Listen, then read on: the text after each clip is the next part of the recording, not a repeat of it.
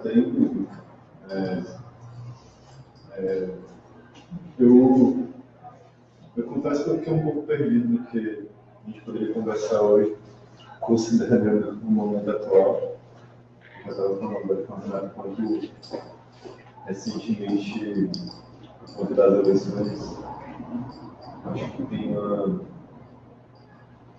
certa instabilidade emocional de como lidar com tudo isso. E algumas coisas do trabalho, às vezes, ganham sentido, outras perdem, né?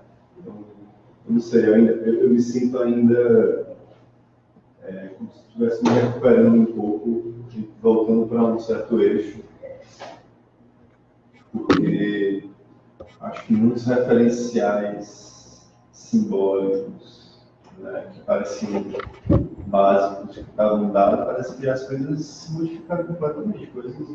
Isso não só no nível institucional, mas com pessoas próximas, né? Pessoas próximas que você convive, que de repente você está pensando.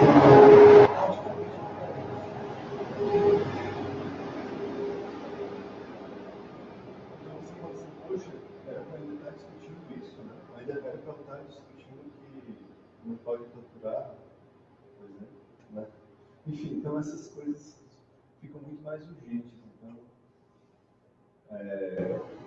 Então, eu acho que hoje eu trouxe algumas coisas, mas eu acho que vai ser um pouco confuso. Por isso, peço desculpas de antemão. Eu trouxe aqui um livrinho que eu lembrei.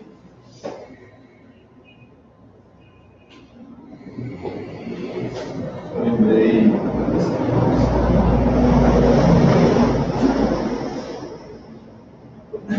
uma coisa que eu estava. Esse livro eu estava lendo há pouco tempo atrás, e aí você vai retomando algumas coisas, né, que vão te dando mais energia. E eu fiquei pensando muito no que a gente poderia conversar, e eu sempre penso muito numa noção, na ideia de linguagem, né, e de que modo pensar a linguagem, isso, eu vou tentar falar isso de uma maneira muito ampla, tanto linguagem como forma, eu acho que em alguns momentos para mim elas se confundem. Então, assim, de modo o que a gente está fazendo enquanto artista pode produzir sentido ou não, né? E como a linguagem ela atua nisso. E aí, a linguagem realmente eu não digo só as palavras, mas o modo como a gente articula as ideias. Né? E aí eu lembrei um pouco desse textinho aqui, desse livro, e eu queria só ler um trechinho para vocês, que eu acho que tem a ver um pouco com o momento. É um livro desse autor, ele é moçambique, ele é português, ele é português, né? Eu tinha a sensação que ele nasceu em Equador, mas passou a crescer em Portugal. Né? E aí esse livro é uma conversa entre duas pessoas em vários pequenos textinhos. E aí nesse aqui eu lembrei porque fala, bom, eu vou ler, tá? E aí a gente depois ele fala assim,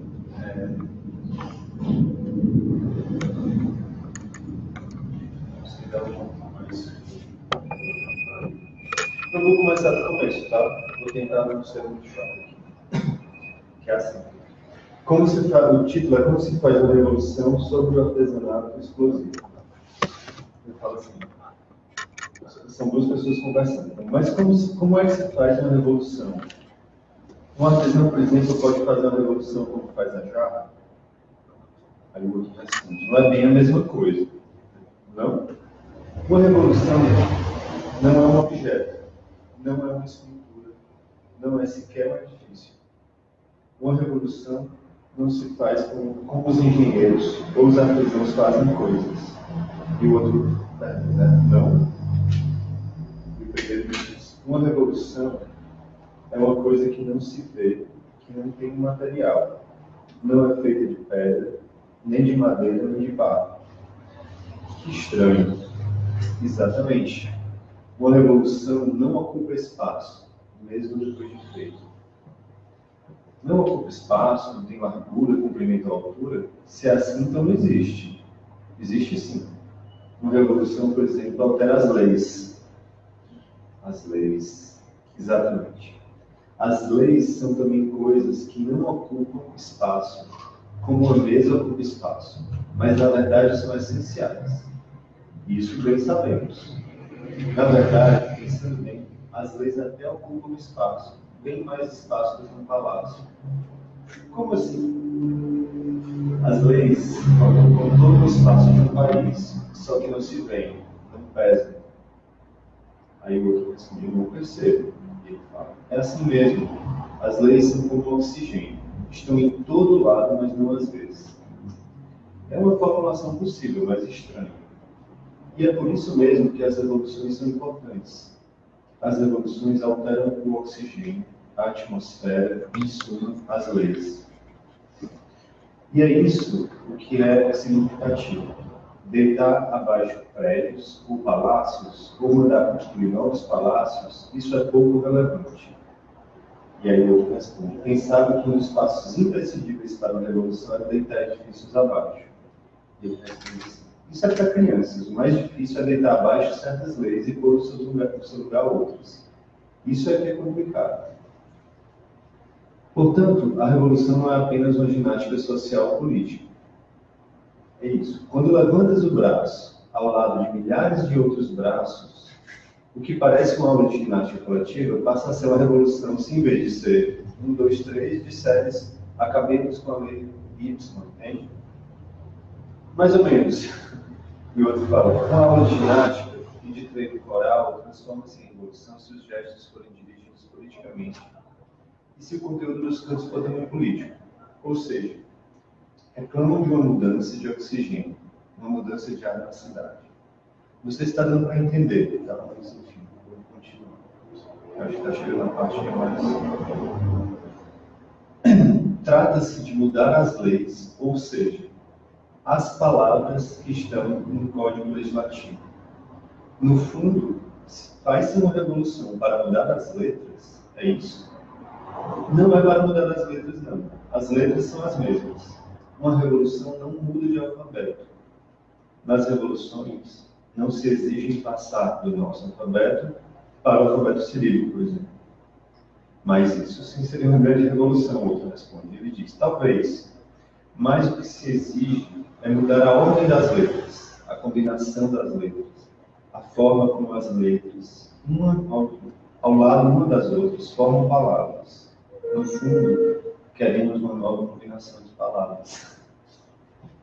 As revoluções seguem assim a metodologia que alguns poetas aconselhavam, promover uma nova combinação de palavras.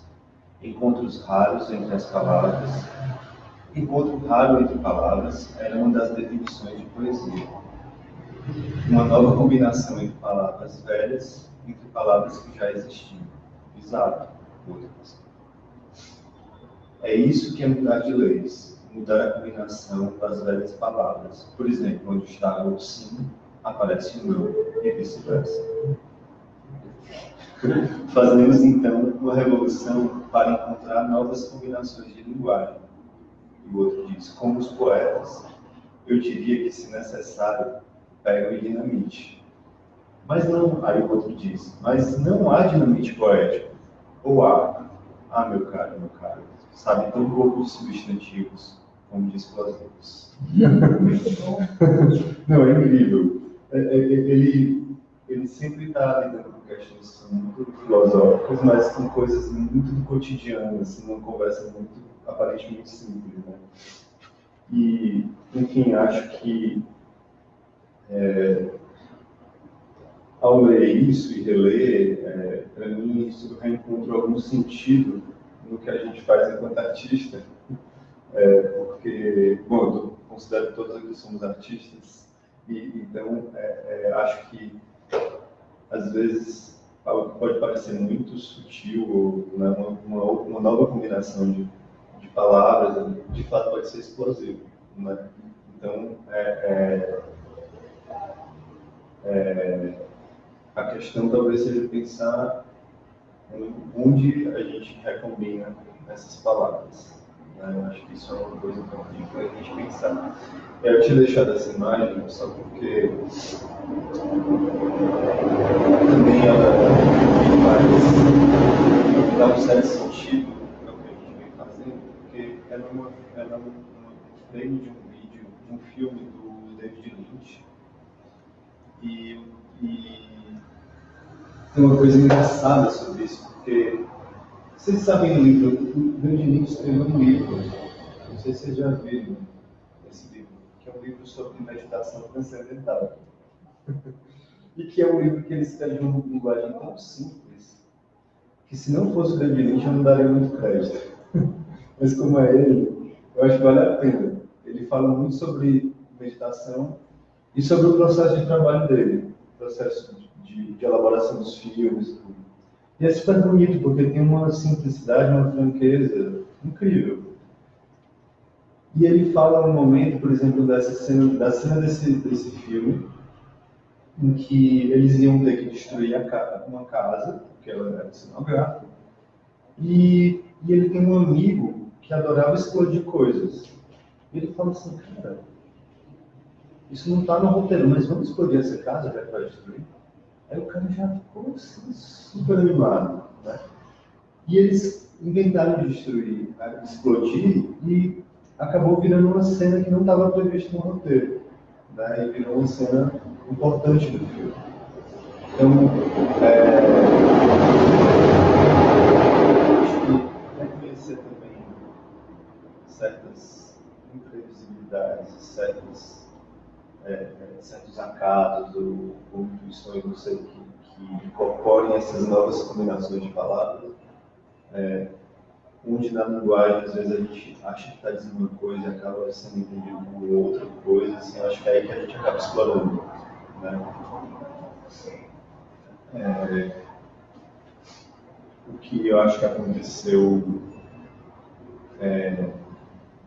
nesse momento agora pensando sobre o contexto das eleições, justamente, eu estava falando, o Paulo Miada estava falando sobre isso na palestra, eu achei interessante que o meme, né, ele é o oposto disso, ele tenta abrir tanto significado que qualquer coisa pode ser lida ali, assim. Não tem muito...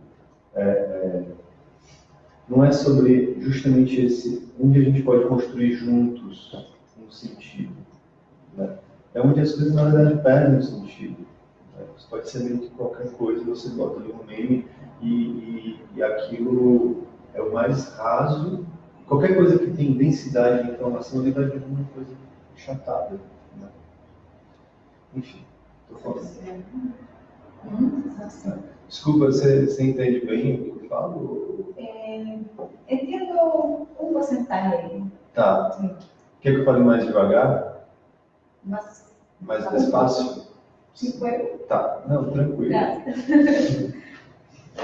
Então, eu sempre tenho me perguntado, e aí toda essa dimensão política já vem, como é que posso dizer, informando um pouco as coisas que eu tenho pensado e do que me parece importante a gente explorar, não sei. Esse é o trabalho de uma artista americana que chama Sister Corita. E o que eu gosto de mostrar esse trabalho, porque ele tem toda essa linguagem mais... Parece uma coisa meio do surf, assim, uma coisa meio colagem... Eu acho super lindo, uma coisa meio pop, né? Com tipografia e essas sobreposições. E ela, na verdade, é uma freira. O que geralmente, assim, já cria assim, quando você vê o trabalho, você nunca imagina que é uma freira que está fazendo aquele tipo de trabalho. E me parece que frustrar essas expectativas, criar situações indeterminadas ou ambivalentes, me parece que pode ser uma potência. Entende? Então, assim, no mundo que a gente no nosso contexto hoje, o que tenta se fazer é o contrário. Então, Se você fala algo, ou vão tentar te colocar como, sei lá, como comunista, não sei, vermelho, como dizem, né? Ou como coxinha, fascista, não sei, né? Então, assim, eu fico me perguntando se a gente propuser coisas sem abrir mão do seu posicionamento. Isso era uma coisa que o Elliot Sica colocava como questão. Tem um texto dele que chama Brasil Diarreia, em que ele fala sobre essa noção de ambivalência que me parece muito cara. Assim. Será possível? Aí eu recompenso do me pergunto, será que resistir a categorizações imediatas me parece que pode abrir possibilidade de invenção para quem se depara com algo ali, sem abrir mão do seu posicionamento. Eu acho que não é você ficar em cima do muro, entende? Sim, eu tenho muito claro o que eu acredito, com quem eu quero estar, enfim, as posições. Mas o modo como isso é acessado pelo outro pode criar esses ruídos de comunicação ou de linguagem em que outra coisa é inventada, né? E que a gente, inclusive, pode abrir outros modos de conversa, né? Que a pessoa não só te coloque naquele lugar pré-determinado. Tá claro, assim, um pouco, essa da onde eu tento pensar, essa ideia de ambivalência. Enfim, é isso. Talvez eu fico me perguntando se, ao mostrar para algumas pessoas esse trabalho e quem fez, como isso seria interpretado? Porque em outros momentos, algumas mensagens podem até parecer um pouco, não subversivas, mas assim, revolucionárias, tipo assim, vamos pensar sobre, vamos para ação, né? Tem uma ambivalência nisso. E são mensagens, enfim, no fundo religiosas, né? Que ela pega de contexto religioso, mas quando você entende que é uma freira, uma pessoa religiosa, assim, poxa, eu esperava uma outra coisa. Então, para quem é religioso, olhar para isso, como isso funciona, né? Na leitura que ela assiste em Coríntios, super simpático, tem uma certa admiração assim por esse trabalho, sabe?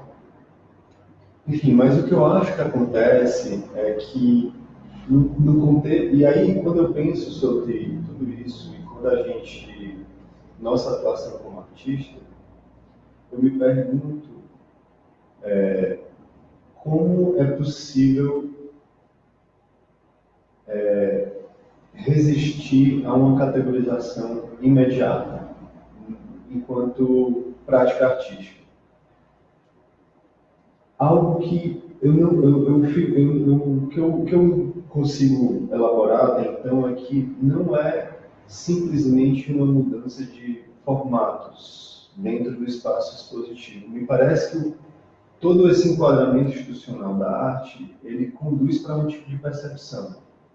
Então, como resistir a uma categorização ou resistir, como é que eu posso dizer? Ou então como criar dúvidas ou surpresas, eu não sei nem falar, para um público que já vai para uma exposição esperando ser afetado. Como afetar alguém que já está preparado para ser afetado, né? A gente tem, eu acho que essa tarefa é meio difícil. Eu fico me perguntando como é que a gente pode fazer isso hoje. Ainda mais com tanto de estímulo que tem na cidade, com publicidade, com celular, com tudo isso. Caramba, o que a gente faz, na verdade? Né? Então, a operação, me parece que é isso, é na linguagem, na arquitetura, tudo nas leis, tudo meio junto, né? Será que a gente consegue pensar em ações que atravessem tudo isso? Né? Eu não consigo responder nada disso. Mas eu lembro muito, e aí eu acho uma metáfora linda, do trabalho da Alicia Clark, que é o Caminhando. Eu não sei se você conhece. Você sabe que é o trabalho da Alicia Clark, que é chama Caminhando. É uma cinta de papel que ela... não, Eu tenho um papel aqui, não deixei em casa, que é o seguinte. Você conhece a fita de Moebius, que é uma coisa matemática, que você tem uma fita, né, em que ela gira. Deixa eu ver se eu vou explicar isso. Tu tem um papelzinho? Eu acho uma metáfora linda para pensar a ideia de dentro e fora. Ah, tá ótimo. Vou só contar aqui no meio, não vou fazer muito bonitinho. já temos. Vou fazer uma.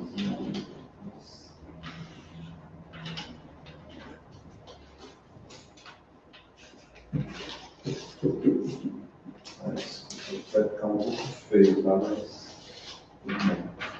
a fita de Moebius ela é assim, né? Ela não tem dentro e fora, porque se você for percorrer isso aqui, né, sempre vai ser você está sempre numa mesma, enfim, não sei nem explicar, né? Mas deu para entender.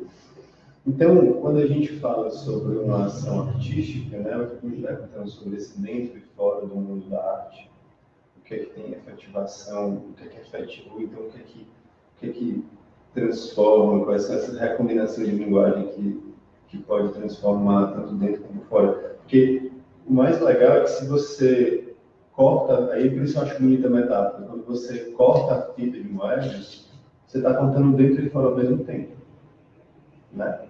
Não tem é um rasgo que é duplo, já por si só.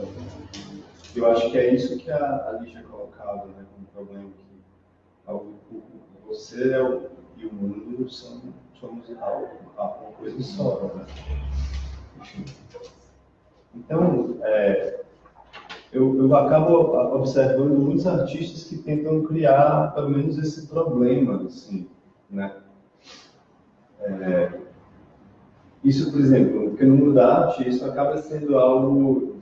A gente discute muito sobre o que é original e o que é cópia, né? É um problema que foi muito absorvido pelo consumo.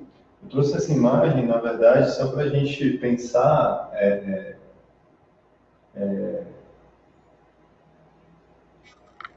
questões que já estão dadas no próprio modo como funciona todo esse aparato que a gente se insere, né? E que eu não estou falando que necessariamente não é que a gente não tenha que participar disso, eu acho que sim.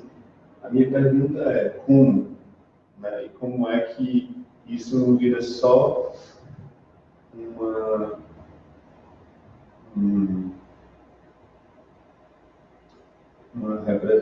uma representação do que está fora, né? Para não virar só uma espécie de sintoma, como se a gente estivesse apontando sintomas do mundo, ou que a gente estivesse num espaço mais protegido, né? Então, eu gosto muito do trabalho da Tânia Bruguera. Eu acho que ela é uma artista que coloca muito esses problemas, né? E esse trabalho específico, ela foi convidada para participar de uma exposição no Centro Pompidou, lá em Paris. E nessa exposição, os artistas deveriam lidar com o acervo. E o que ela propôs foi ela fez uma seleção de vídeos, ela escolheu vídeos do acervo, filmes, né, de artistas do acervo, e propôs que eles fossem vendidos cópias do lado de fora do museu por €1, sei lá, uma coisa assim, como se fosse né, quando você compra no meio da rua, assim, esses filmes, né, piratas, assim. E o mais curioso, e aí então ficavam algumas pessoas lá vendendo esses filmes bem baratos, né, porque devem ter sido caríssimos para ser absorvido pelo acervo. E o mais interessante é que ela fala um pouco sobre esse trabalho, e ela comenta que a maior parte dos artistas topou isso, que ela foi consultar os artistas, né? E ela disse que alguns não, alguns ficaram indignados, né? Tipo, conversa com o meu galerista, outros falaram, acharam um absurdo, né? Ela disse que a maior parte pouco. Mas o que eu fiquei mais impressionado foi porque tinha um artista, se não me engano, chinês, era um artista chinês, que respondeu para ela falando assim, olha, por que você está me perguntando isso? Sabe? Tipo, você fazer cópias, assim, acho que é uma questão cultural mesmo, né? Isso está no mundo, isso talvez o cara nem considere mais dele, né? Sei lá. Então, como a gente entende esses valores que fundamentam o nosso jeito de pensar e como eles vão para o nosso trabalho enquanto artista e sim, para o próprio espaço positivo, né? A noção de propriedade, enfim. Tudo isso eu acho que fica, inclusive, escancarado agora, né? Quando as urgências da nossa própria vida coletiva fazem a gente repensar sobre tudo isso, né? Como pensar sobre propriedade intelectual? Como pensar sobre tudo isso em um momento em que porque propriedade me parece que é um dos valores mais nobres, não sei, das coisas mais valiosas na nossa sociedade. Então, se você pensa que na eleição, depois da eleição, já estão tentando criminalizar movimentos que discutem a moradia, e essa criminalização vem com um argumento falso de que essas pessoas estão tomando a propriedade das outras pessoas, sabe? Como a gente repensa a propriedade também, né? No nosso contexto? Então, o que é que propriedade vem do que é próprio, né? Assim, a gente tem agora, o que a gente faz com a arte? A gente se apropria das coisas ou a gente desapropria as coisas, né? Torna elas mais comuns e coletivas. Pessoal, estou falando tudo isso, mas eu não sei como eu estou colocando as coisas que eu fico pensando para a gente discutir. Inclusive, se vocês quiserem ir conversando, eu acho ótimo. Então, eu comecei a pensar trabalhos que tentassem, de alguma maneira, lidar com essa noção da ambivalência em diversas maneiras de atuar, né? Então, uma delas foi direto para a linguagem. Eu comecei a desenvolver frases que eram erradas gramaticalmente, porque elas têm uma ambivalência, em que, se eu, por exemplo, escrever um texto e um revisor for corrigir esse texto, ele certamente vai dizer que é uma frase errada, que é assim, uma pessoa negocia com outra para mudar sua percepção, né? Não está claro quem vai mudar a percepção, né, de quem, ou seja, de quem está lendo. Então, assim, eu comecei a desenvolver, eu tenho um projeto que foram várias frases que tinham essa ambivalência na própria linguagem. Esse erro era o alvo, né? Eu tentava fazer uma frase ambivalente. E aí eu já desenvolvi isso em vários momentos, e um dos lugares que eu fui convidado para participar de uma exposição e eu coloquei isso na fachada, é um espaço de artista aqui em São Paulo, bem interessante, e fez muito sentido a gente colocar essa frase. Em outro momento, fui convidado também para uma exposição mais experimental num lugar aqui de São Paulo que recebe, né, que é um restaurante que chama Algeniar, e que eles recebem muitos refugiados da Palestina que trabalham lá, e eles elaboram questões também. Eles propõem atividades de cursos de línguas, debates, tudo, mas é um bar que tem shows e tudo. E eu tinha várias dessas frases, eles escolheram uma delas para a exposição e fizeram a tradução. Mas, enfim, o que eu fico me perguntando, então, sobre essas ambivalências, de que modo a gente pode... Acho que a gente tem uma tarefa mais ou menos dupla.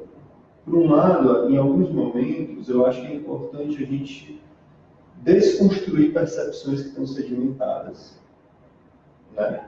E, por outro, a gente tem que ser propositivo, né, para elaborar, imaginar outros mundos possíveis, outras existências, outros modos de coletividade e atuação. Me parece que a gente,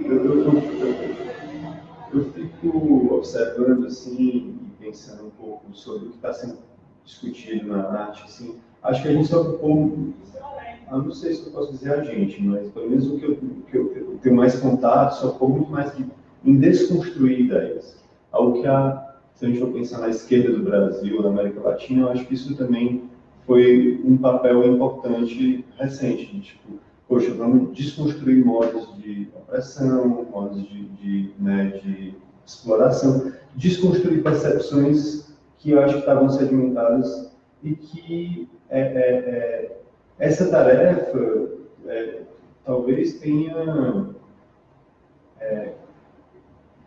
dificultado a gente a imaginar, criar processos imaginativos mesmo, né, de outros mundos e outras possibilidades. Tem até uma frase, eu sempre esqueço o nome do filósofo, porque quem citou ele foi um antropólogo, que eu gosto muito, que ele fala assim, que é mais fácil imaginar o fim do mundo que o fim do capitalismo. Então, assim, a gente não consegue imaginar o que seria a nossa vida de um outro jeito.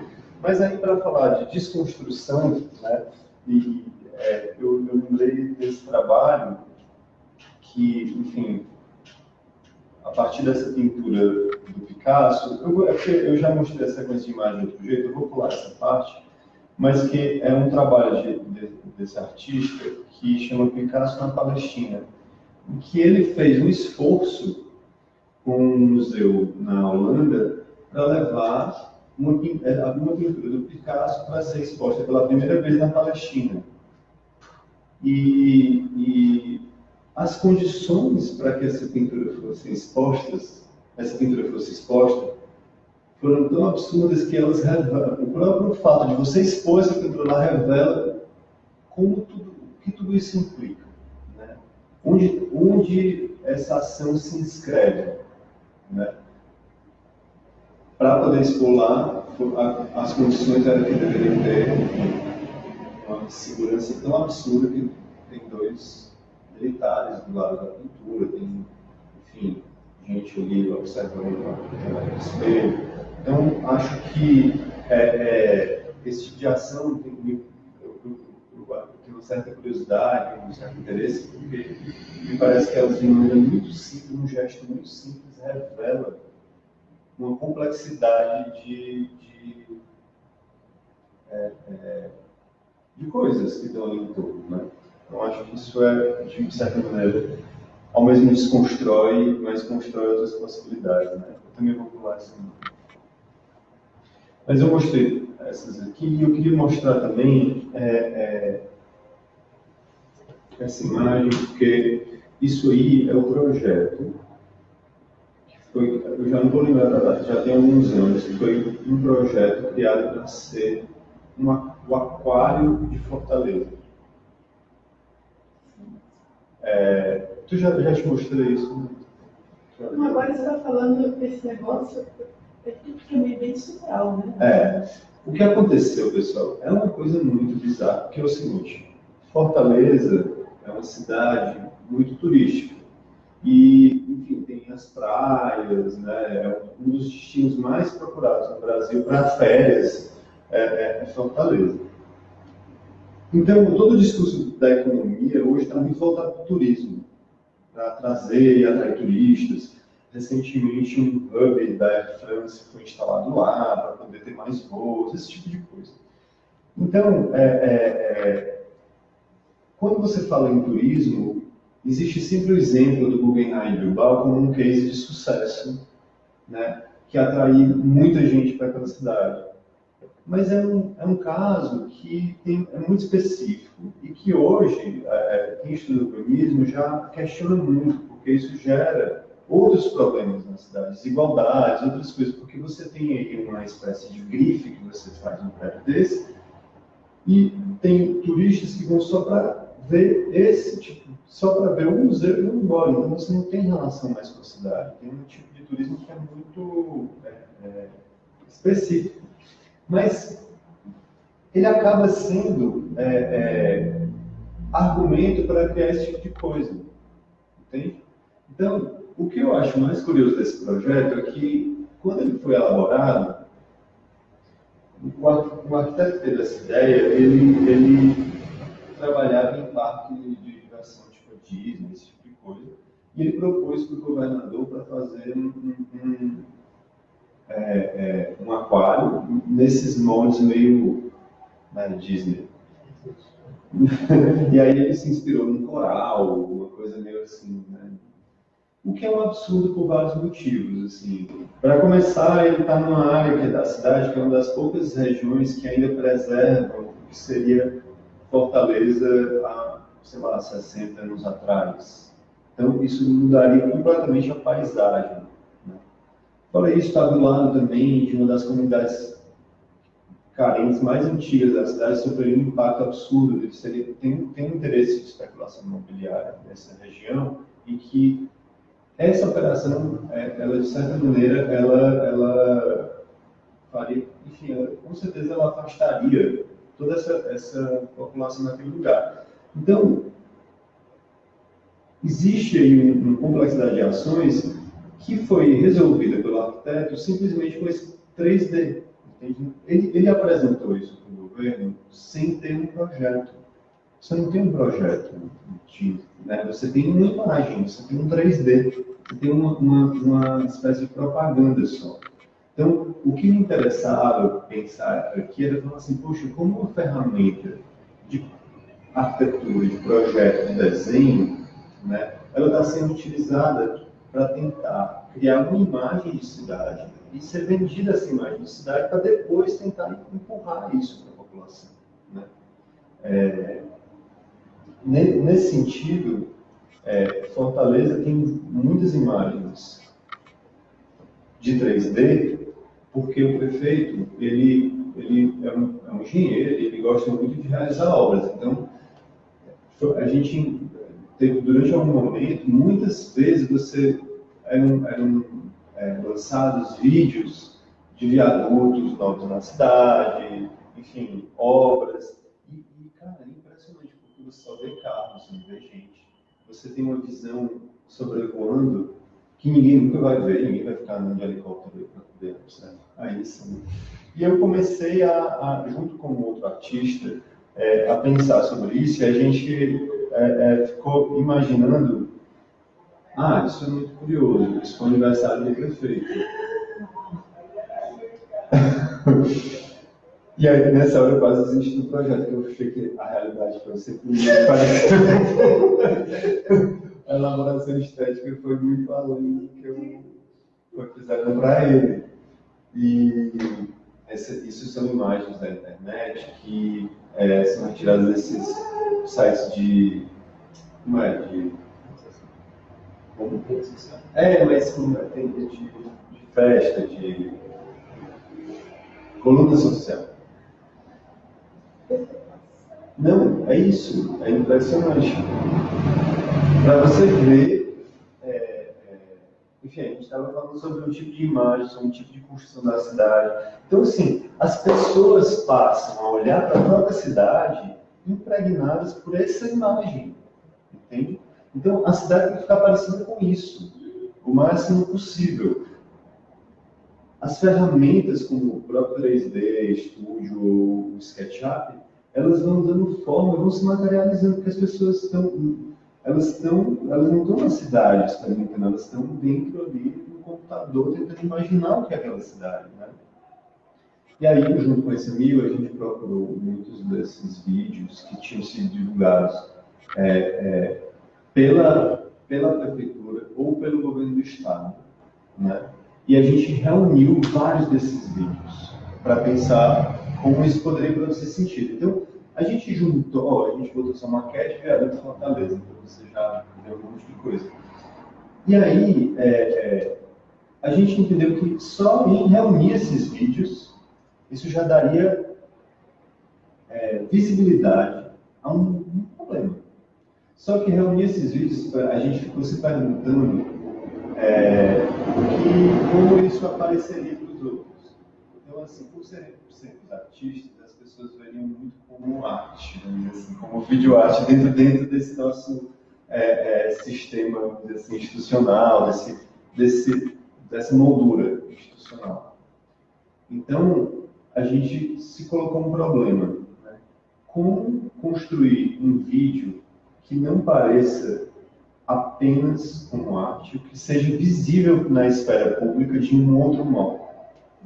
E aí a gente teve uma ideia que teve uma feliz coincidência, que uma banda tinha acabado de lançar um disco sobre Fortaleza,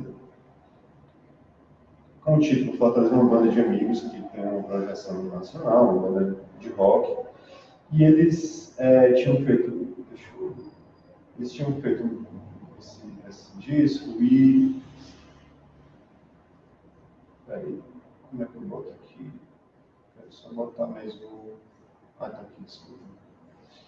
E tinha uma música chamada Ficção Científica, e que pra gente pareceu tudo a ver. E o que a gente propôs pra banda foi fazer um vídeo com um videoclipe, porque isso poderia circular não só no contexto da arte, mas poderia circular também no contexto da música e de outras pessoas. Então, vou botar aqui, o áudio está baixinho. Não sei se vai sair aqui. Desculpa, só uma coisa. Todas as imagens, a gente não construiu nenhuma imagem, tá? Todas foram pegas da internet. Da prefeitura, do governo do estado e da NASA.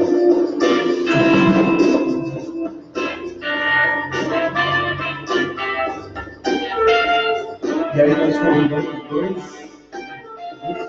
editores de vídeo que trabalham com videoclipe, tá?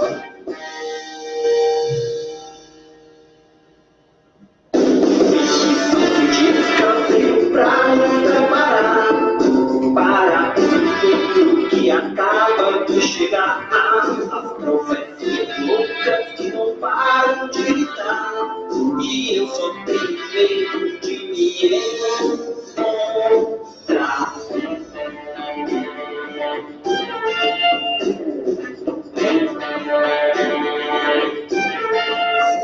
Ficção científica veio pra nos preparar para tudo que acaba de chegar. As profecias loucas que não param de gritar.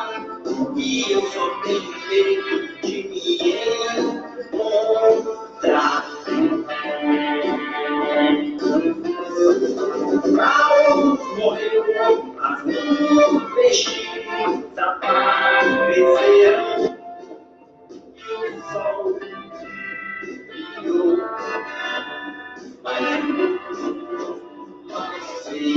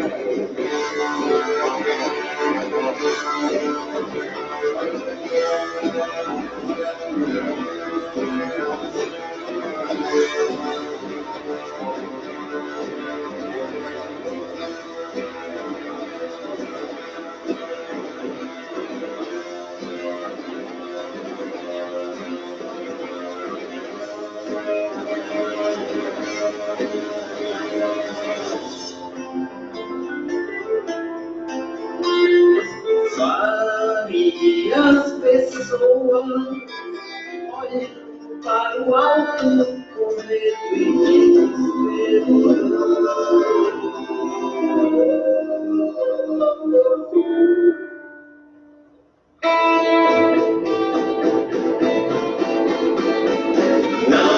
vocês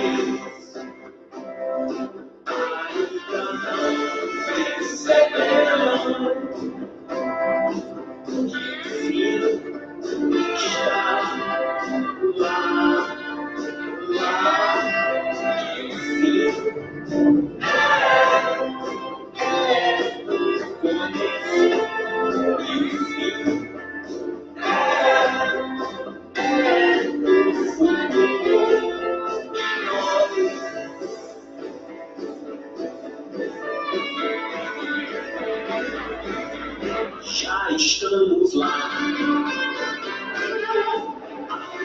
cientistas. Espaço, vejo luz explodindo no horizonte. Cientistas.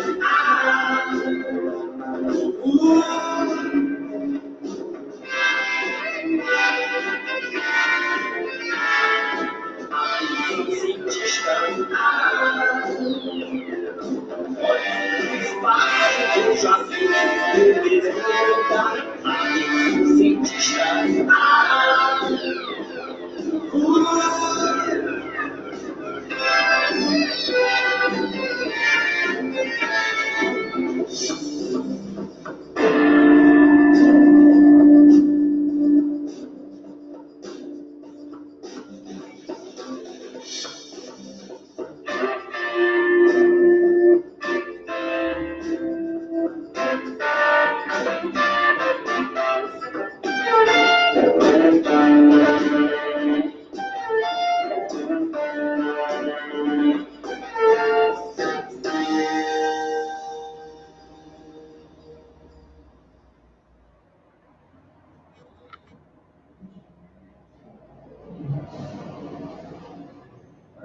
A gente colocou depois, aí todos os vídeos, né, da onde a gente tirou, nesse caso da NASA, né, porque Que ano foi isso?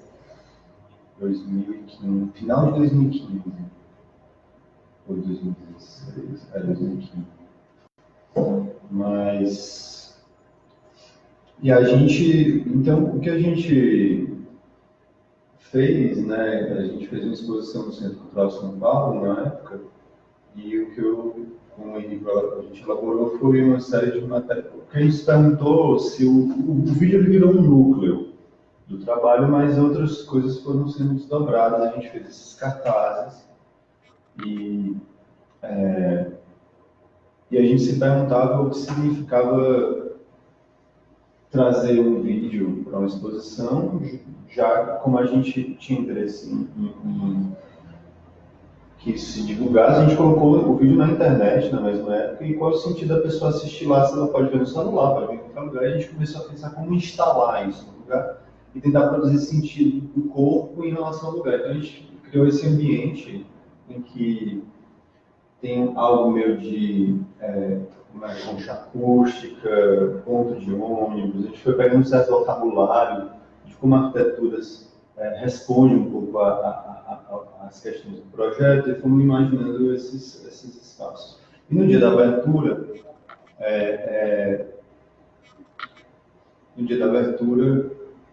o Fernando, que é o vocalista da banda, e o cara que é o compositor, ele fez um show no dia da abertura, o que chamou muita gente do público da música para ver a exposição. Então, para a gente interessava muito essa sobreposição, entende?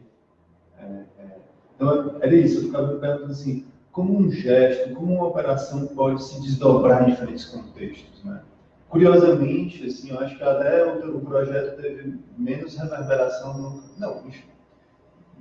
campo artístico, menos no sentido de, enfim, aconteceu ali, naquele dia, naquele momento, embora tenha sido na mostra do Centro Cultural São Paulo, né, como artista convidado, muita gente passou, mas tinha esse outro lado da música, da internet, que teve um impacto que me parece até um pouco maior, assim, legal. Bom, eu vou mostrar para vocês esse trabalho aqui, que é um trabalho que eu fiz esse ano, que agora ele está justamente no momento que eu já nem sei o que pensar, porque ele era um trabalho que era uma reflexão a partir, né, para pensar a nossa cultura a partir da Lei Rouanet. Enfim, eu não sei se você acompanhou um pouco sobre, você sabe o que é a Lei Rouanet? Não, mas eu vou te explicar aqui, porque nesse momento a Lei Rouanet, ela foi uma lei criada em 90, na época que o presidente Collor foi eleito. Né? Ele foi eleito e ele criou a Lei Rouanet, acabou com o Ministério da Cultura E numa tentativa de pensar, né, o neoliberalismo, ele adaptou uma lei que vinha do Sarney, que era o presidente anterior, em que empresas que tivessem interesse em apoiar algum projeto de arte ou de cultura, podia deduzir do imposto de renda aquele valor, certo? Então, como é que funciona? Por exemplo, somos artistas, a gente tem um projeto, a gente vai no Ministério da Cultura e aplica esse projeto. O Ministério aprova. Se ele aprovar, a gente pode ir diretamente em qualquer empresa, geralmente de portes médios ou grandes, assim, você vai na empresa, e essa empresa, se ela resolve, sei lá, apoiar o seu projeto, vamos supor, em 100 mil reais, ela deixa de pagar 100 mil reais de imposto. Então, para a empresa, é um ótimo negócio, porque ela está fazendo propaganda a custo zero. Né? O que essa lei foi gerando foi esse problema. Ela foi gerando uma grande apropriação dessa verba pelas grandes empresas e, ao mesmo tempo, foi dissolvendo como é que eu posso dizer assim? Foi dissolvendo a decisão do Estado para onde vai essa verba. Certo? Então, uma verba que seria uma verba de dinheiro público, quem estava decidindo para onde iria esse dinheiro, quem tá decidindo isso são os departamentos de marketing das empresas. O grande problema é que agora, com a eleição do Bolsonaro, ele ataca diretamente a Lei Rouanet, só que ele ataca de um jeito completamente... Eu sou super crítico à Lei Rouanet e estou me sentindo, nesse momento, preocupado que a lei acabe. Porque ele virou o nosso único mecanismo, quase, porque o Estado não tem mais verbas. Ele reduziu muito, assim, não tem muitas ações. Se isentou o possível e está deixando sempre a lei como a única coisa viável. E vem agora o Bolsonaro e ataca a lei como se isso estivesse sendo bom para os artistas. Como se os artistas estivessem sendo os grandes beneficiados. No fundo, quem se beneficia muito mais são empresas e produtoras. Lógico que existe um lado, inevitavelmente, existe um lado em que isso vai para algumas instituições importantes e interessantes. Isso se reverte em atuações boas, exposições, em cursos, enfim, bons projetos. Mas isso tem que ser discutido, tinha que ser discutido. O problema é que agora eu me sinto numa posição, por exemplo, como criticar uma lei dessa se o cara vai querer acabar com a única coisa que é possível para a gente hoje? Né? Então, o que eu acho que, inclusive, sei lá, vai ser importante pensar, porque entender de que modo a lei, as leis e as questões, né, as decisões de política cultural, elas estão vinculadas à nossa identidade no Brasil. Que horas são? Só para saber o meu tempo também. 8h30. Não, eu não vou demorar mais muito, pessoal. Então, o que eu fiz foi uma pesquisa de todas as principais empresas que mais doaram para a Lei Rouanet durante todos os anos, os 16 primeiros lugares. E eu fiz uma espécie de tabela com as atividades das empresas. E eu fiz a poesia concreta da cultura brasileira, é o nome do trabalho.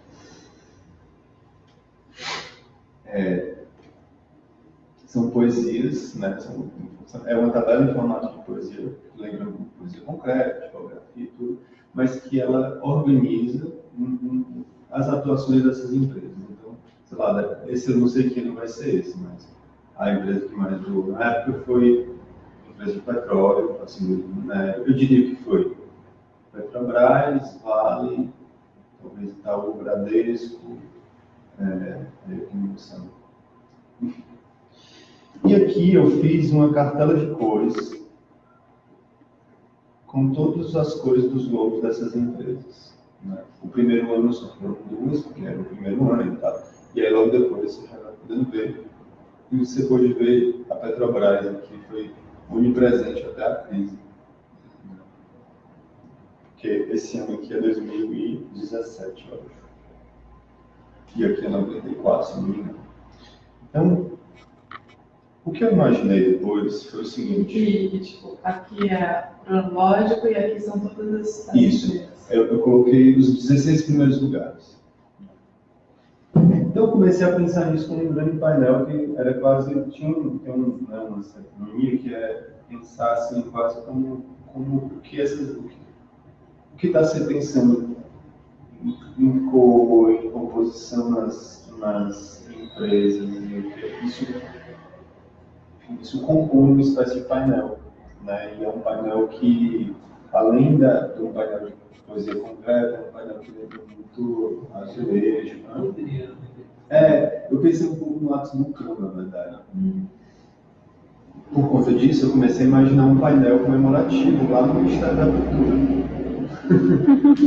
E aí esse painel comemorativo, porque eu acho que faria sentido, na verdade, lá, né? Quase como uma espécie de memorial da...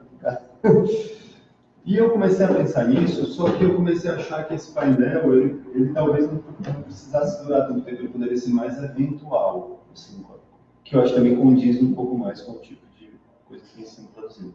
Lógico do evento, né? E eu comecei a imaginar isso na fachada do Ministério da Cultura, né? Com adesivos nos vidros no Ministério da Cultura. E para isso acontecer, eu inscrevi o projeto na Leonor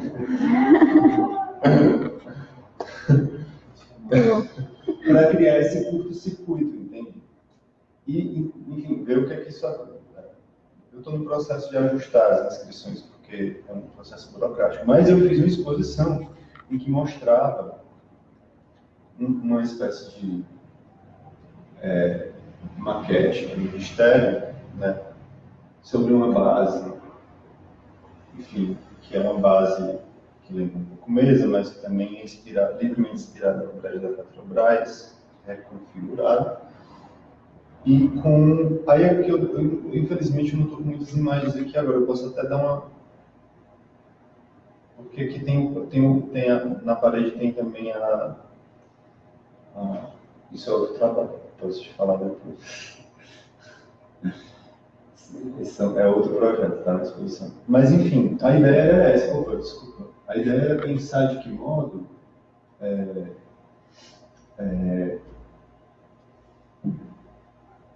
a gente pode, né, de que modo um gesto ele poderia criar esses curtos-circuitos e gerar resíduos dele que a gente pudesse trazer para o espaço de exposição, para outras coisas. Então essa ideia de ambivalência, de atuação, aquilo era... Pois é, desculpa, eu vou ver se eu tenho aqui as fotos.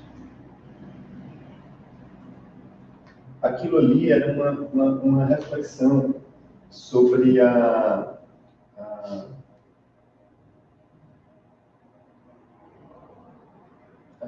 acho que eu tenho aqui.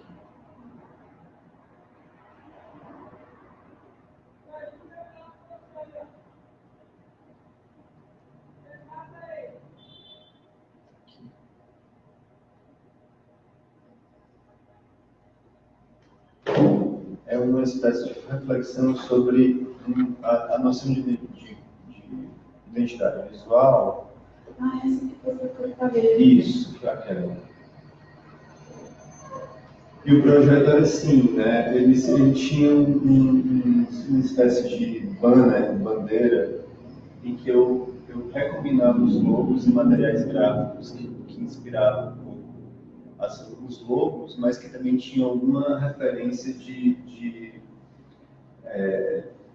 desse repertório modernista que a gente tem no Brasil, principalmente do design gráfico, né?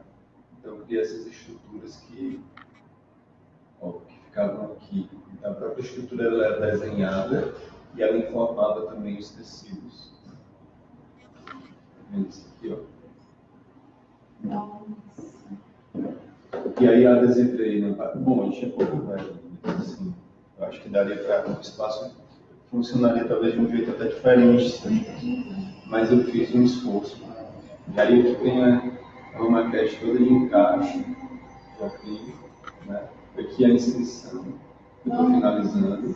E é isso, talvez em outra exposição eu mostrasse mais, por exemplo,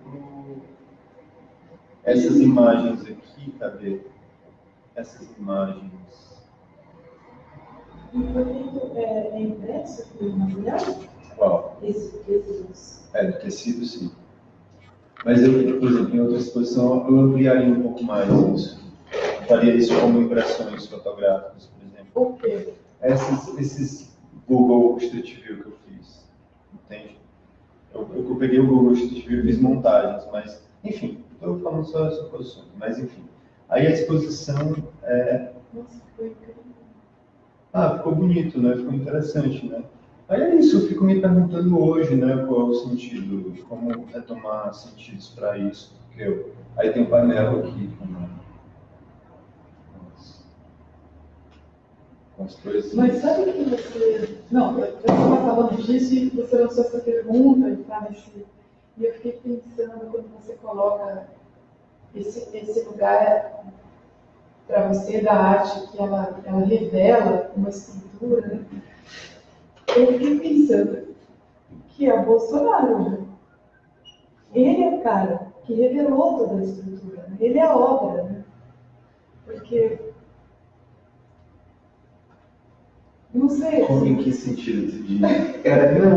Não, você disse assim, quando você colocou que às vezes uma peça, ela é colocada numa situação de uma dinâmica que essa dinâmica é vivida ali de uma forma meio não consciente, como a gente, e de repente essa peça revela toda a estrutura, como o deslocamento do Picasso. Sim. Ele, quando você mostrou esse trabalho, eu falei, nossa, mas a nossa grande peça, que surgiu num lugar mais caricato, porque é uma coisa caricata, revelou toda a situação. Né? Sei lá. Por isso que todo mundo ficou meio parado, porque ele realmente revelou o castelo todo, a engrenagem. Né? O que mobiliza, sei lá, todo esse sistema escravocrata que continua. O que é mais maluco é que talvez muita gente não perceba isso, a gente percebe. Tu entende? Super. Isso é que me deixa muito... Você tem duas conversas. Eu converso com algumas pessoas que acham que o que a gente está falando sobre isso é uma viagem, é uma alucinação, entendeu? Que né, o fato dele chamar, por exemplo, o Moro por aceitar é uma coisa natural, e que ele realmente vai acabar. Não. Então, assim, a gente está olhando de uma outra perspectiva. Mas eu entendo, eu concordo com o que está falando. Bom, a gente é o mundo, né? É, o mundo. Porque o mundo está olhando com certeza. Né? Mas eu não acho que ali rolou. Eu acho que tem. O que eu acho que acontece no é muito pesada de desinformação. Eu realmente acho que isso. Então, tudo bem, mas assim, acho que o que trouxe, eu fico pensando, o que você, a gente, tipo, pensando nessa proposta de olhar o que ele traz de uma sociedade de 500, assim, de tudo isso, né? Nós todos juntos aqui.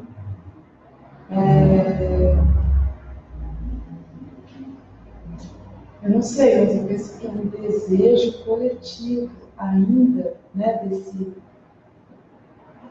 Primeiro, a explicitação do colonialismo, o inconsciente totalmente colonizado ainda, né? Isso veio assim, tipo, explodiu na cara de todo mundo. Mas esse desejo da não subjetividade, num país que falava muito, né? Assim, porque é um desejo, né? Essa ditadura é um desejo coletivo da não subjetividade. Como lidar com isso, né? Assim, eu entendo. Esse homem veio e contou para todos nós. Talvez nós sejamos as peças que levaram um susto. Né? Isso é isso que eu estou dizendo. Para algumas pessoas. Nós e o resto do planeta civilizado, sei lá se essa palavra é horrível. Claro que nós paramos. todo mundo parou e falou assim, bom, tá, e agora? Porque era a gente que estava fazendo isso. A gente que estava revelando as engrenagens. Não, eu estou entendendo o que você está falando. Assim. Eu lembrei de falando disso agora, que na época da eleição do Trump, o Zizek, né, sabe o Zizek, né, que é esse filósofo,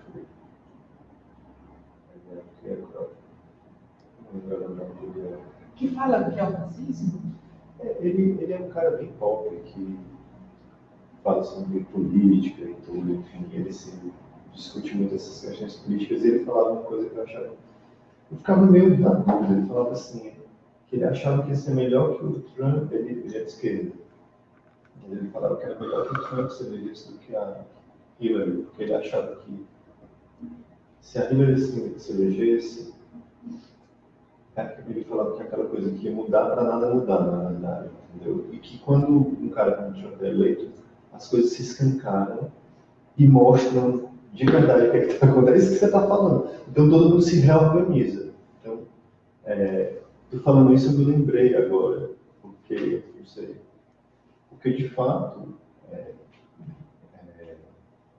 quando você vê assim, um cara como o Bolsonaro, a gente as coisas se escancaram, a gente se obriga agora, né, a repensar tudo isso.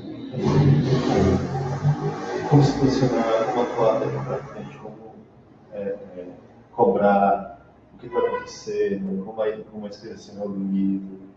Mas eu entendo o que está falando. Ele é um gesto que expõe um monte de coisa. E eu estava, eu não sei, acho que você, eu não sei onde que eu vi isso, mas uma pessoa falando sobre, talvez saber,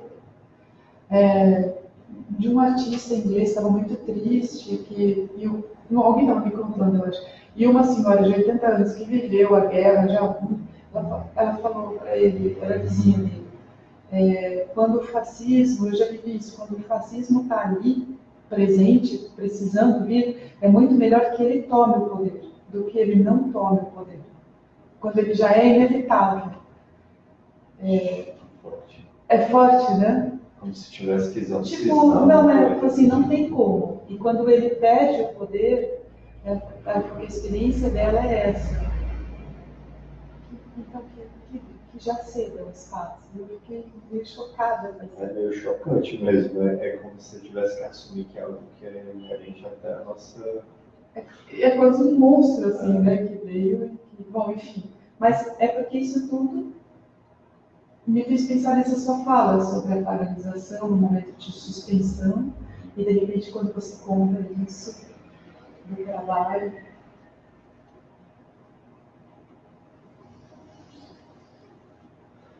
Pois é, vamos ver, porque o que eu estava pensando aqui nesse trabalho era de que modo, por exemplo, todo esse repertório visual da poesia concreta, da arquitetura moderna, né, dos murais, do design modernista, de que modo na história do nosso país as políticas culturais elas estão intimamente ligadas com a nossa construção de identidade nacional, né? Então, modos de financiamento da cultura brasileira venderam um tipo de imagem. O que acontece, né, nos anos mais recentes? O que vai acontecer daqui para frente? Vai ser um trabalho que tem que continuar depois de outros modos. Ninguém vai saber o que vai acontecer. O Ministério da Cultura vai se acabar agora. Né? Você trabalha histórico, né? Uma documentação quase. Hoje eu estou olhando assim. Mas, enfim, são imagens que...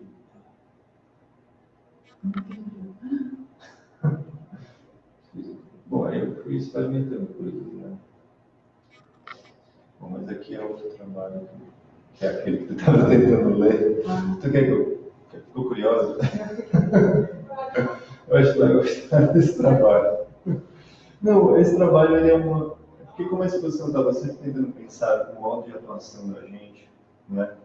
Eu parti do princípio de que a gente nunca é um só, somos muitos, né? Nós somos quase cruzamentos encruzilhadas, nós, esquinas, de atravessamentos de outras pessoas que a gente admira, que a gente escuta, né? Isso. A gente escuta, isso como eu escrevi, ele nos dá sustentação. E aí eu comecei a imaginar, eu fiz até uns desenhos que são uma espécie de linhas que você tem encontros. Aí eu vim anotando termos e palavras de alguns autores e artistas que eu gosto muito. E aí eu fui fazendo os encontros entre a Lina Bobardi e a Mira Schindler, o Eduardo Pérez de Castro e a Leonora Fabiano. Nesses encontros, onde eles se encontravam, eu comecei a pensar que isso nos dá sustentação, e eu comecei a pensar nesses vínculos. Porque o vínculo, aquele papel... Tá. Obrigado. O vínculo tem uma coisa que eu acho super bonita, do vínculo também, mas a gente na verdade, eu lembro muito na literatura, se você fizer isso aqui, né, se você botar 2 pilares, isso aqui cai. Mas se você fizer um vínculo, né, se botar aqui agora, isso cria uma estrutura que não vai cair, né? Esses encontros desses 2 planos, eles criam uma força de sustentação. Aí eu lembrava muito de um texto também que eu li uma vez falando que as ruas no Japão, tu foi no Japão, né? Eu vou ir. Ah, tu vai, né? Não, eu fui Tu foi e vai de novo. O que eu li nesse texto desse sociólogo é que não tinha nome de rua, mas tinha nome de cruzamento. E aí ele falava muito que o sentido estava nos encontros. Enfim, eu achava isso tudo muito bonito. Eu comecei a gravar, eu fiz esse trabalho que são cantoneiros, que é o que protege os cantinhos, né? E que com os textos gravados. E aí eu espalhei isso pelo espaço, né? E aí tem cantoneiro que é para aqueles cantinhos e tem uns que é para as pontas, assim. E aí, enfim, junto com a curadora, a gente pensou em várias alturas. Aí aqui foi o outro trabalho que eu mostrei, que é aquele lá que vocês viram. Mas aqui dá para ver melhor, né, como ficou no espaço. Tem um trabalho meio que pode acontecer em situações muito distintas, porque dependendo da exposição eu posso reunir referenciais com qual diálogo com aquela exposição e criar esses vínculos para... E eles são muito sutis, eles ficam entre os lugares, assim. Mas enfim, tu ficou curioso, eu achei que você gostou desse trabalho, eu vou contar. Provavelmente a Miguel também trabalha bem desse. Pois é, você tá. Me parece sumamente conmovedora, además, que el texto esté grabado en una estructura que sirve para proteger. Sim. Nossa, eu gosto muito disso também. Por isso que eu estava falando da ambivalência. Tem gente que pode ver até meio como uma coisa útil ali da arquitetura mesmo, assim, né? E dependendo da situação que você pode colocar, só que assim, sem dizer muita coisa, você seja visto como cantoneiro. Eu fiquei muito feliz com esse trabalho, assim, espero. Agora é isso, eu, enfim, fiz isso no começo do ano, no segundo semestre, a gente, né, nossas energias voltaram para outro lugar, então agora eu estou voltando a pensar sobre tudo isso. Tomar um pouco da nossa energia. Foi possuído por outras forças. Mas é isso, aí você vai vendo como as urgências, outras urgências vão surgir, como é que você relabora isso no processo. É uma galeria? É uma galeria, mas não é uma galeria comercial, não. É um espaço criado por uma figura bem interessante lá em Fortaleza, duas que se juntaram. É um espaço independente, assim, meio sem verba, sem dinheiro, sem grana. Eles conseguem, às vezes, um editar o outro, mas que elas estão querendo movimentar uma galera bacana na cidade. Então, para mim foi bem importante porque eu me sinto muito vinculado à cidade. Então, depois de vários anos fazendo uma exposição lá, fazendo uma reflexão sobre o que estamos fazendo e tal, para mim teve algo vitalístico.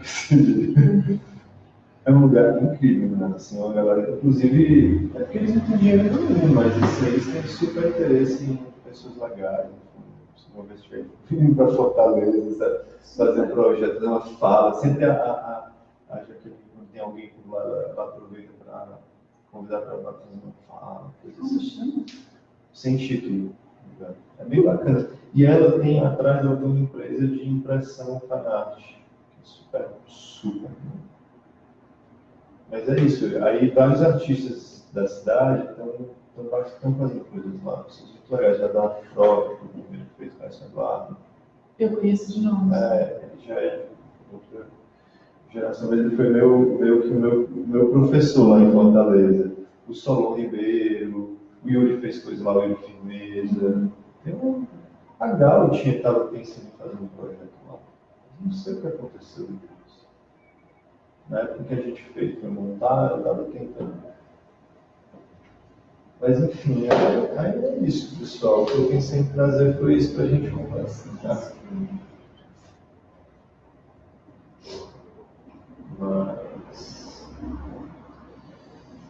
Mas é isso, eu acho que agora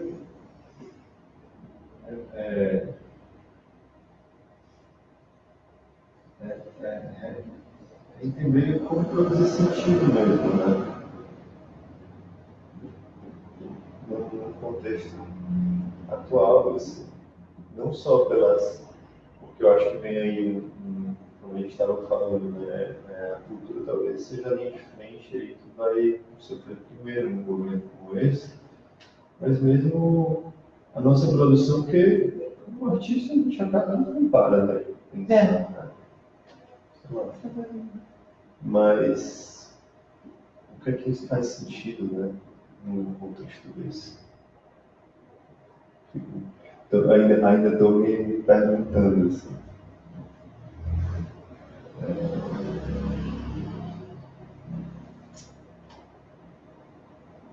Inclusive porque, sei lá, as coisas que mais me convocaram nas últimas semanas foram menos reflexivas, foram mais de ação, sabe? Ação mesmo, assim, tipo. Sei lá, por exemplo, eu estou num grupo que o pessoal estava falando, e aí é interessante, que um grupo de adolescentes, é muito curioso ter sido gente nova que está tipo, fazendo as coisas, né? Se juntou porque alguns estavam com medo agora de começar a sair do metrô Barra Funda para ir para casa, e esse grupo fez um grupo de WhatsApp, uma coisa assim, para eles se falarem, para quem precisar, não quisesse andar sozinho, se comunica, e aí as pessoas vão fazer uns grupos para ver, como se tivesse, né, para vir em grupos, para ninguém andar só, assim, do metrô para casa, à noite, assim. Isso é incrível, assim, sabe, tipo, coisas muito concretas, assim, né, e que se a gente vê num momento em que tem um discurso que estimula a violência, né, e as pessoas não se sentem seguras, né, criar essas pequenas ações do cotidiano me parecem muito potentes. Que bonito, né? E sem muito glamour, né? Tipo, cara, a gente tem que fazer isso, vamos se juntar, vamos lá e tal, pega, vamos. A gente vai ter que começar a pensar coisas, né, concretas, isso que você falou. Poxa, vamos lá fazer isso é muito importante. Mas quando a gente fala sobre essas ambivalências, hoje a minha dificuldade é de que modo a gente. E aí eu acho que às vezes eu me sinto com mais habilidade para fazer isso, construindo algumas coisas do que no diálogo. De que modo a gente conversa com pessoas que pensam radicalmente diferente da gente, e que têm uma outra percepção da realidade. Em alguns casos, aí é muito difícil isso, porque, na minha opinião, a pessoa não tem conexão nenhuma com o entorno real. Assim, é tudo muito pelo WhatsApp. Né? Sei lá. É incrível isso. Tipo, a minha pergunta assim, mas sei lá, o kit gay, né, virou o símbolo da coisa. Você já viu algum Você conhece alguém que viu isso? É simples, né? Né? É simples. Assim, eu estou tentando imaginar como conversar, porque só dizer que isso é uma mentira da campanha não está adiantando mais. Então, como é que você cria modos de, né, de diálogo mesmo? Né? E tentar retomar algum tipo de percepção do mundo, né, do que é palpável. Parece que visitar o corpo ficou mais urgente, né? Eu tenho uma sensação, porque na verdade ele é o termômetro dessa realidade, assim. Sim. Como Isso é isso? bom mesmo. Porque isso as pessoas ficaram dentro de casa e estão se comunicando pelo WhatsApp, então o corpo nunca mais foi requisitado de alguma forma como percepção do mundo, como afeto, né? Eu saí do meu taque minha pé aqui, por uma ação para isso, assim, quanto eu vou realmente estar aqui presente sentindo o que é sair da tarde e anoitecendo pela cidade. Se não é meu corpo que vai sentir, quem que vai sentir? Sou eu que vou julgar o que é São Paulo? Então me propus um pouco a fazer uns deslocamentos maiores. Isso mexe, né? Assim, isso se impregna na experiência do corpo, de um jeito que é isso, quando eu estava agora no segundo turno, saí, enfim, estava naquele negócio de todo mundo se encontra, você tentava virar um voto, né? Virou quase uma... Quase um dia. Aí teve um dia que a gente realmente saiu para a Praça da República, acho que foi 2 dias antes do segundo turno, naquele propósito mesmo de tipo, não, estamos aqui para isso, entendeu? Aí eu não tinha parado para fazer isso, né? Porque eu vi muita gente fazendo isso assim, eu vou sair hoje para convencer as pessoas. Aí eu não tinha feito ainda, eu estava mais no dia a dia, eu fui. Cara, mas é muito maluco você parar as pessoas no meio da rua para falar sobre qualquer coisa. No caso, era uma questão política que era muito forte e ver o que aquela outra pessoa pensava, assim, tentar dialogar. Cara, assim, realmente eu estou muito dentro da minha bolha, como a gente costuma dizer hoje, né? Então, você vai entendendo as percepções de cada um. E aí, por exemplo, no centro de São Paulo, a maior parte das pessoas que eu abordei, a maior parte votou no Haddad, disse que votaria no Haddad, né? Mas as pessoas que votavam no Bolsonaro, cara, tinham respostas mais diversas. Teve um que, esse foi muito... Eu falei assim, vem cá, você já decidiu seu voto? Aí a pessoa falou assim, já. Eu posso saber? Aí o cara falou assim, eu vou votar no Bolsonaro. E por que você pode dizer? Porque eu gosto de coisa ruim. Uau! Aí eu falei assim, como é que eu converso com essa pessoa, né? Eu fiquei assim, cara, será que eu continuo a conversa? Porque ele já está partindo para as coisas, ele sabe que é ruim, né? Eu gosto de coisa ruim mesmo. Aí eu tentei ali, mas a pessoa não queria conversar. E tiveram outras que, enfim, realmente estavam tentando pensar uma questão econômica e tal. Teve coisas muito bizarras também que você perguntar e a pessoa falar. Teve uma que tinha uma coisa religiosa forte, que a gente começou a perguntar, ela falou assim, olha, eu votei no Haddad no primeiro turno, todo meu primeiro voto no Haddad, mas no segundo turno eu estou pensando em votar no Bolsonaro. Eu pensei, como assim? O que aconteceu? Aí ela falou assim, ela começou a dar uma volta, não sei o que, ela falou assim, não, porque é porque é o Apocalipse, não tem como evitar o Apocalipse. Aí eu falei, caramba, mas calma, como assim? Como é que você sabe que ele é o Apocalipse? Não, porque já é. Então. Mas vem cá, ele é o Apocalipse, mesmo assim tu vai votar nele? Não tem como evitar. Então, votar nele. Eu falei assim, puxa, e se não for ele, né? Se for outro, né? Podia. Não, já votou nele no Haddad de primeiro turno, tentando convencer. E aí eu fiquei me perguntando se a pessoa. Qual o tipo de, né, de elaboração que faz a pessoa decidir isso? Se foi algo mal interpretado da igreja junto com a questão política, uma espécie, sabe? Parecia uma coisa muito confusa mesmo, sabe? Mas que tinha uma convicção de que ia votar por causa disso. Não tinha muita explicação do que era, mas Fatalismo. era um fatalismo. Mas, enfim, isso eu estava falando isso porque ele falou de caminhar e desde então eu falo assim, caramba, eu acho que eu tenho que fazer isso agora, não só para as adolescentes. Eu tenho que conversar com as pessoas na rua, sempre. Né? Porque eu não, mas eu acho que é isso. Eu saio dos grupos de WhatsApp da família, eu não estava. E eu falei, poxa, isso foi um erro. Tem que estar lá, né, talvez trazer outras perspectivas, assim, quanto a saúde aguentar. Eu me organizei com a Lívia, a gente vai pra rua. Vai pra rua. Tipo, sei lá fazer o quê? Vocês vão. A gente vai, porque eu tenho um trabalhamento de trocas, né? E ela também, assim. E eu acho que eu acredito na potência do corpo. Eu também acho. Eu estou entendendo que é muito eu também. Mas eu acho que sim. Até onde o corpo vai, o que ele pode, o que ele sabe, como ele é afetado pelo mundo. Porque essa coisa... Por que tanto se quer reprimir o corpo do outro? Por que esse corpo do outro tem que ser tão cuidado? Por que esses corpos estão tão vigiados? Por que eu não posso ser de vermelho?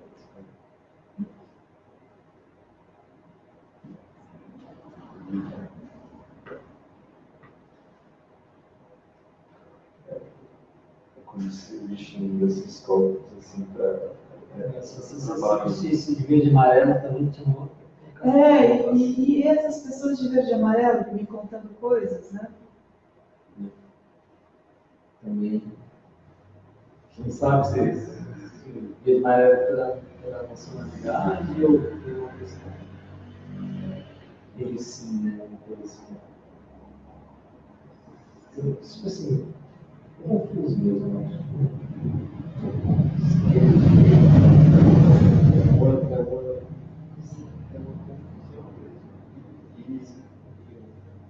E é isso, o corpo, como se existe um certo moralismo que o corpo ele só pode ser, ele tem que servir para o trabalho, para a produtividade. Que loucura, Não é isso. E essa instrumentalização das escolas serem para técnica, né? Tipo, o SESC deixar de ser SESC, para ser um investimento em técnico, né? Como que é a formação? Profissional, né? Profissionalizante. É isso mesmo. Não, mas é bem isso, é como se tudo tivesse eternamente de trabalho. Você só tem que trabalhar, dorme pouco e... Linha de produção, né? Linha de produção, sim. Linha de produção.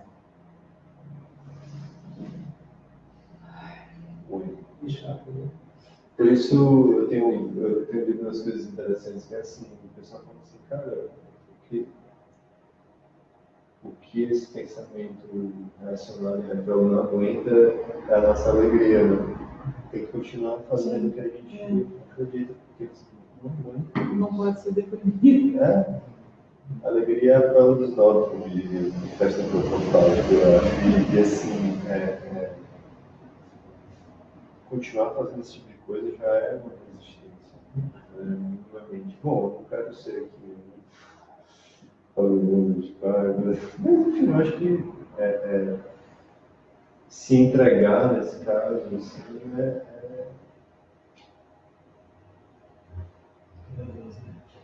o que é isso? O que é mobilizado por esse grupo? Né? Porque eu também não acredito que todas as pessoas que votaram no Bolsonaro assistem. Não é isso. Um grupo ali. As pessoas vão numa onda e assim, o que eles mobilizam é medo. É medo e algumas pessoas ficam com medo e votam por conta disso. Assim.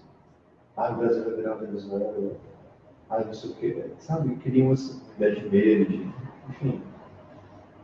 Mobilizar outras energias, outras forças, outros afetos, eu acho que é importante.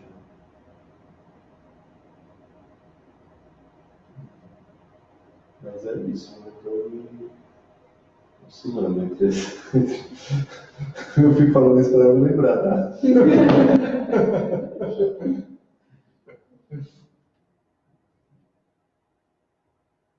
câmeras, pessoal, o que vocês